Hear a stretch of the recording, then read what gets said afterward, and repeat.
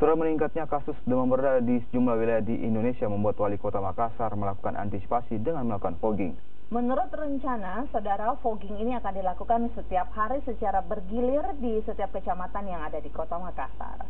Pemerintah Kota Makassar mengambil langkah antisipasi untuk mencegah perkembangbiakan nyamuk demam berdarah dengan melakukan minggu fogging.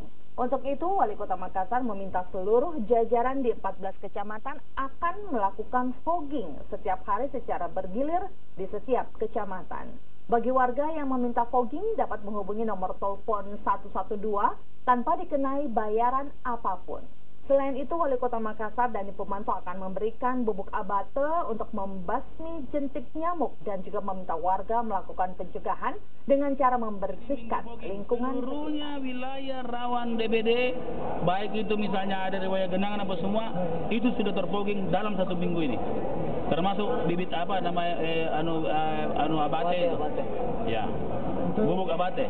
Untuk pencegahan mungkin Itu sudah dalam minggu ini seluruh wilayah di Makassar harus semua di fogging. Awal imbauan mungkin kepada masyarakat. Ya, kepada masyarakat tidak akan mampu pemerintah kota untuk menjangkau seluruh wilayah. Maka saya minta partisipasi masyarakat terutama tentang bubut abate. Jadi seluruh masyarakat jika melihat genangan-genangan air baik dalam rumah maupun tetangga maupun sumur lingkungan, maka minta di puskesmas abate gratis semua. Nah, kalau ada orang yang kena terindikasi DBD, segera lapor, kita lakukan fogging lagi.